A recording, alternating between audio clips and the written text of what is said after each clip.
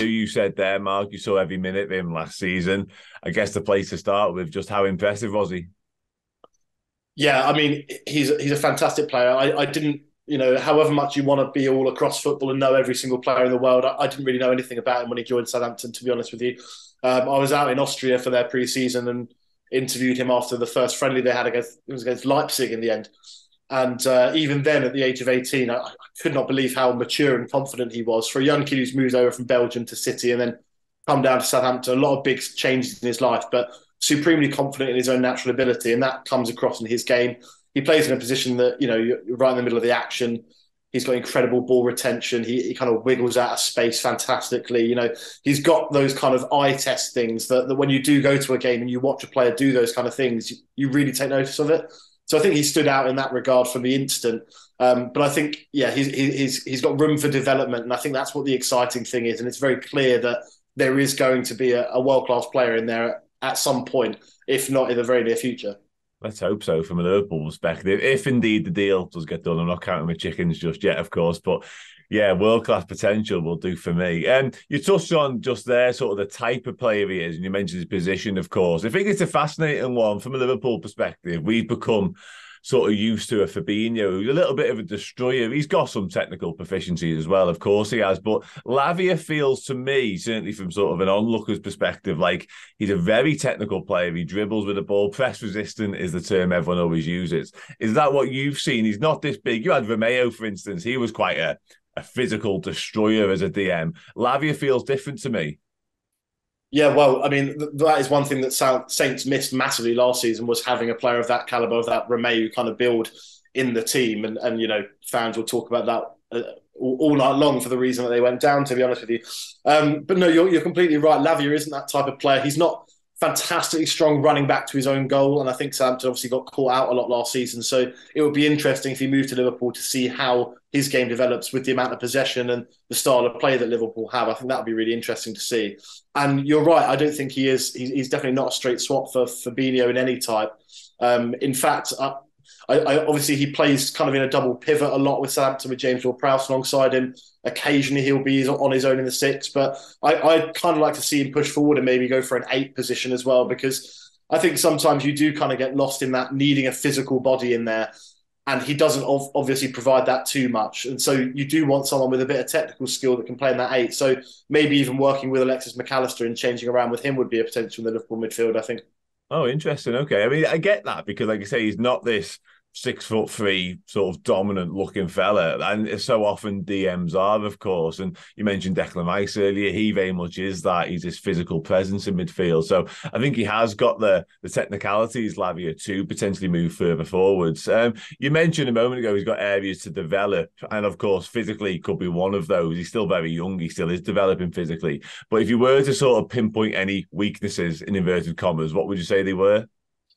I mean, his biggest weakness is crossing. I don't know if you've seen any of his crosses before, but yeah, good luck with those. No, he's got a lot to work on with that. He naturally, because he likes to carry the ball a lot and he wins it in his own half, and he'll often find himself on the edge of the opponent's box and kind of floating around in that half space. And maybe player 1-2, the ball will come back to him and he'll try and whip it in first time into the box. It's a really standard practice at Southampton, one that they should have scored a lot more goals from. But Lavia in particular, he kind of shanks at it and he just doesn't get the elevation, doesn't go into the box right. I mean, it's something he needs to work on massively. But then the other thing I'd say is, I've said it a little bit before as well, is that I think he can develop into being a match winner in the same bracket that other midfielders in that position can do. And we've seen it when I mentioned that St Mary's game against Chelsea, I think it was a 2-1 win last August. And he really took that game by the scruff of the neck and he got his goal and, it was a really imposing performance. And although he does the technical side very well, he doesn't really stamp his authority on games too much.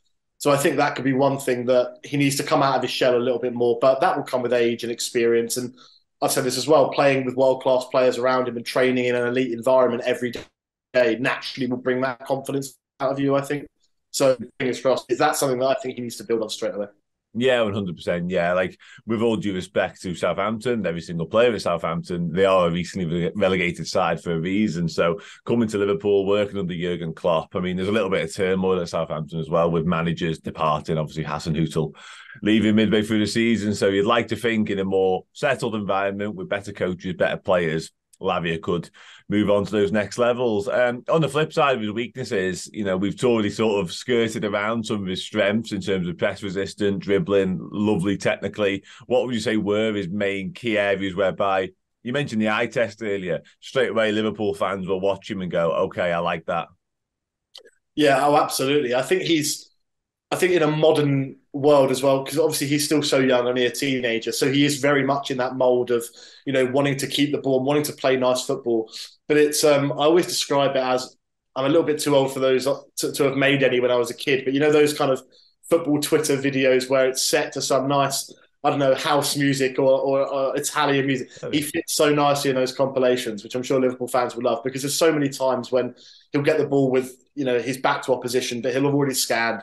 He'll know where to go. He'll make the quick turn. He'll make the nice touch and the good pass. But then again, I will caveat all of this, and I'm sure you'll know this very well, is that at the end of last season, when Liverpool came to St Mary's and it was 4-4, Romeo Lavia pretty much got his first assist in a Liverpool shirt by passing it out and doing exactly what he never does. But, maybe that's just a bit of irony for you there.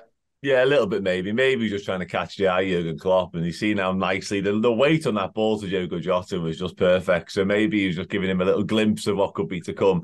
On that axis, it's interesting because he is still so young, of course. He's got like bags and bags of potential. But was sort of consistency of performance a slight issue then maybe last season? And was he sort of prone to errors like that? Because, like I say, still very young, still developing, still learning really at the very top level. Did he do a lot of stuff like that? Did he have those lapses in concentration in game? Was that a regular occurrence? Because as things stand for Liverpool, we look, well, Henderson's pretty much gone. Fabinho looks like he could be next. Romeo Lavia could be asked to come in and play from day one and be the guy to be the six.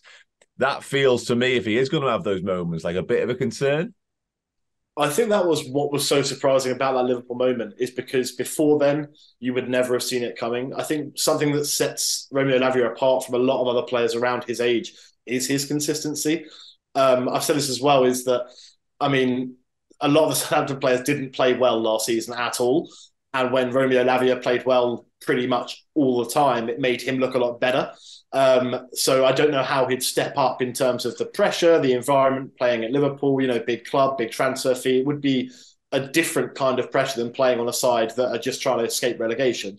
So that could weigh into it. But no, in terms of his consistency, week in, week out, he was a 8 out of 10, to be honest with you. And I said maybe that's because he's playing around players that aren't doing too well. But even then, on the good days, he was brilliant. And on the bad days, he was very good as well. So you're getting a player, albeit based on one season in professional football, let's remember, has got that consistency that I think will serve him well, playing in the amount of competitions and the amount of games that Liverpool do as well. Yeah, absolutely. There's going to be some demands on him. Hopefully, from my perspective anyway, with a little bit of help. I wouldn't like to see it just be Lavia, because that's what kind of did for Fabinho in the end, to be honest with you. Just a sheer amount of football that we asked him to play. We don't want to do that against someone like Lavia. You kind of touched on it there, really, Mark. But in terms of being ready for this move to Liverpool, from what you've seen, from what you know, from sort of the person you've met, obviously, do you think he'll take this move in his stride? Oh yeah, absolutely. I think obviously he's coming from Southampton, but it's Manchester City's academy that he was at. This is a player that is completely supremely comfortable in these kind of environments in this top level. He was on the bench in the Champions League a couple of years ago under Pep Guardiola against Real Madrid. He's been around these kind of places before, so I don't think that will faze him. I think the only thing for him is making sure that, like I said, when he's actually on the pitch, he gives the best account of himself. I think the last thing I'd want to see is for him to maybe have a slow start to his career and maybe kind of take a while to get into it, and then that do him kind of disservice later on. So I hope for his sake that if the move does go through and he is put straight in the team, that he can show straight away what he's all about. And let's not forget, he's a full Belgium international now as well. So, this is just the next step on what is going to be a really long and successful career for him, I think. Hello everybody, I hope you've enjoyed my little section of conversation with Mark Wyatt there. I'm sure you'll agree it was very interesting to find out a little bit more information on Romeo Lavia. If you want to watch the show in full, head to redmenplus.com where you'll find the rest of that and of course all the amazing content that we do here at Redmen TV. So go over there and get it done.